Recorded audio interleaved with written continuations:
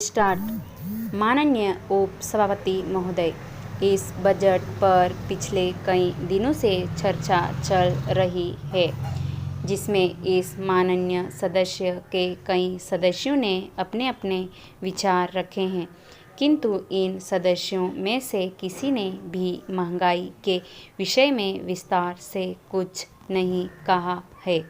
सभापति महोदय, मैं इस महंगाई के विषय में ही इस सदन में अपने विचार आपके सामने रखना चाहता हूँ। यह विषय बहुत गंभीर है और आम जनता से जुड़ा हुआ है। मैंने और आम जनता ने यह महसूस किया है कि सभी चीज़ों की कीमतों में काफ़ी वृद्धि हुई है और हो रही है, जबकि हमारे सत्ता पक्ष का कहना है कि कीमतों पर अंकुश रखने की कोशिश तो सरकार द्वारा की जा रही है। इस संबंध में सरकार ने अनेक कदम उठाए हैं।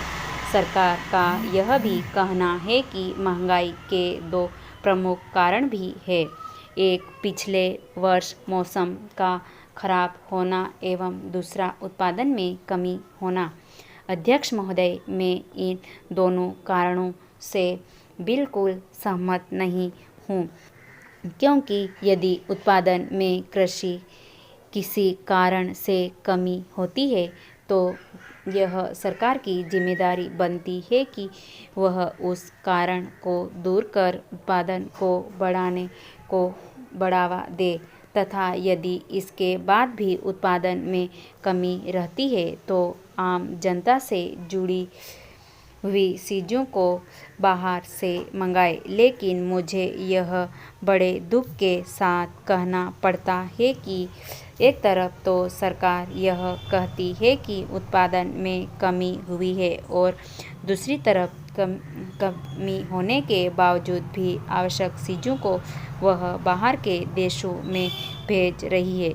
इस संबंध में इस सरकार को अपनी नीति स्पष्ट करनी चाहिए और आप जनता की समस्याओं को भलीभांति समझते हुए उन्हें दूर करना चाहिए। पेरा। माननीय सभापति जी, मैं आपके माध्यम से यह प्रार्थना भी करना चाहता हूँ कि यदि आप वास्तव में महंगाई को कम करना चाहते हैं, आवश्यक चीज़ों की कीमतों को कम करना चाहते हैं, तो आपको किसानों की समस्या की तरफ भी ध्यान देना होगा। यदि मौसम खराब है तो उसका भी कोई न कोई रास्ता निकालना होगा, तथा साथ ही आवश्यक वस्तु नियमों को भी कठोर बनाना होगा। मैं समझता हूँ कि जब तक आप सख्ती नहीं करेंगे तब तक महंगाई कम नहीं होगी। महंगाई का असर वैसे तो समाज के हर वर्ग पर पड़ता है, लेकिन सबसे ज़्यादा असर गरीब लोगों पर पड़ता है, तो मजदूरी करके ही अपना तथा अपने परिवार का पालन पोषण करते हैं। महोदय, हमें गरीबी को दूर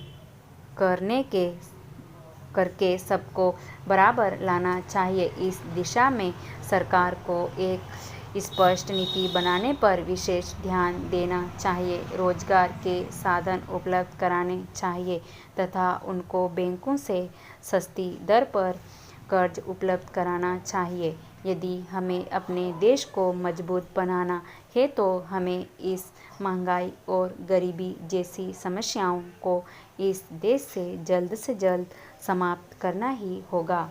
इन शब्दों के साथ मैं अपनी बात समाप्त करता हूँ। स्टॉप।